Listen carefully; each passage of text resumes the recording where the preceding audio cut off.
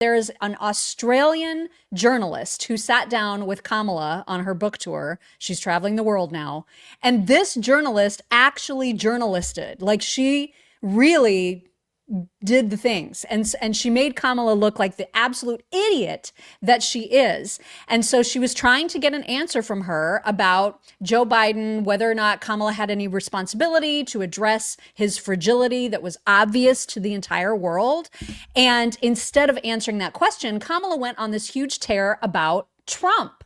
So this journalist interrupts her, and that's where you're going to pick up on this interview, and just watch how testy, how Kavanaugh Kamala comes out, because she gets mad. She does not like being challenged, you guys. I want to calendar in terms of the clock. I want to interrupt you because that is a world-class pivot, but it is not the question that I asked you, which is about Joe Biden's failure to recognize his own frailties and what that did to you. The question is about Joe Biden. Are you still reluctant to criticize the former president? In what regard, please? Well, just in terms of that question. So you went on. What exactly would you like to ask? Be more specific, if you don't mind. Was it Joe Biden's decision, his failure to recognize his own frailties in that position, that put you in the position that made it almost impossible to win that race? He was not frail as president of the United States. But he had frailties. We all saw the debate. I do believe that Joe Biden had the capacity to be president of the United States, and I have never doubted that he had the capacity to be president of the United States.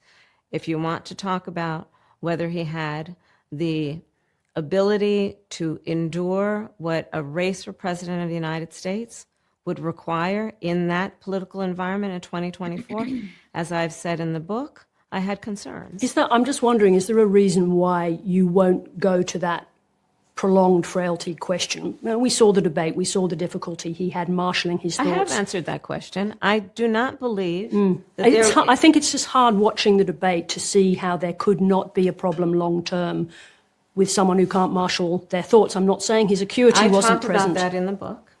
And I also mentioned the context in which that debate occurred. And you'll probably remember how I talked about that in terms of what his travel schedule had been, that what he had been enduring in terms of the timing of that debate. I talk about it extensively in the book. I'm not shying away from that. That's why I wrote it in the book, because I do know it's a question people had. Why does she think running for president is harder than being president? But she doesn't really think that. That's her excuse now, but she doesn't really think that. Okay, but just putting that out there makes her look like a colossal dumbass. Yeah. And that completely discredits everything that she says. It discounts her from being president. It discounts her from being a logical adult. Especially when she discounts her own thoughts about it. Back on the campaign trail, she tried to accuse Trump of not being fit to run for president. I mean, just listen. Being president of the United States is probably one of the hardest jobs in the world. And so we really do need to ask if he's exhausted being on the campaign trail. Is he fit to do the job? Yeah. Is he fit to do that job? You just cannot make this stuff up. Do they not know that videos exist? From they like always 5 forget. minutes ago? Yeah. They always forget. The one that forgets it the most is Hillary. There was one more question that I grabbed because she does not like this line of questioning at all. And it's just fun to see her squirm. Here's another quick example.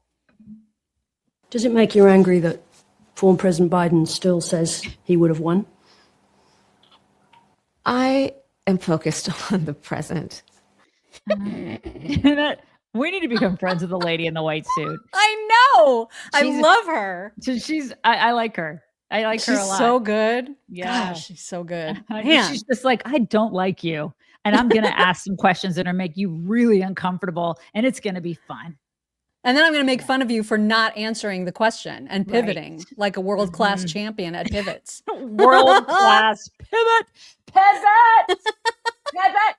Yeah. Oh, so good.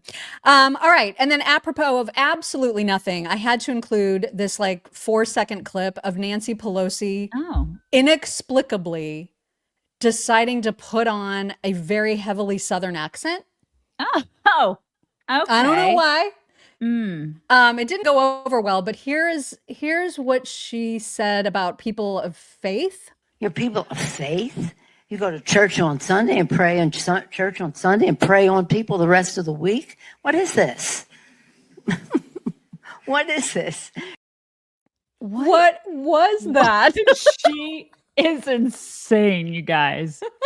That shit crazy, that one. Oh my God. And it was a terrible, terrible Southern accent.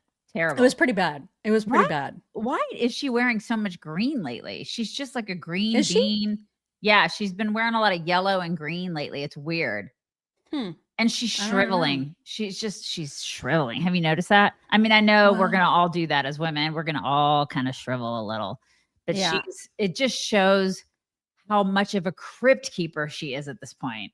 Like she Yeah. is just 1,000 years old. Just go away. Go And away. also clearly drunk. We both get rat faces when we do that. We're always like, yeah, we look like possum person when we do that. which is why we probably need to use our bond charge masks today. It's true. I know. I use it a couple times a week. I'm loving it. I just love it. It makes me relax too, because I don't relax very well. It's been a game changer for me. They also have the red light toothbrush, you guys, which is like a sonic cleaning plus the red light for healthier gums. It's genius. Mock loves that because I love it. because she's had the gum surgery, and so she doesn't want to have to do that again. Which, if you are if you're into that and wanting to make sure your gums are really super healthy, and as we get older, that's important. You should check that out too. They have the Bond Charge red light toothbrush, but the face mask, I don't have to go to a spa or a wellness center. I like the convenience of it. And my skin's getting brighter. I get like 15 minutes of spa time a few times a week in my own house. I don't have to see people, which is great. I don't like the people during the week. I'm surprised that you actually, just knowing you, that you don't actually do things while you're wearing it, because you can. You know, it is just moldable. I did at first, and now it's like, it actually is the one thing, I don't nap, I'm a terrible napper. It actually makes me go to sleep for like 15 minutes, which is crazy. It's the only thing that works. It helps me take like a 15-minute mini nap. So it's been nice. And then you can travel with it. You can take it on work trips. We have one coming up. And we don't want to F with our faces, but this is the way to make your skin brighter and healthier naturally. Bond Charge is awesome. It's like skincare amplified. So go to bondcharge.com/chicks, use code chicks, save 15%. That's boncharge.com/chicks. Do it.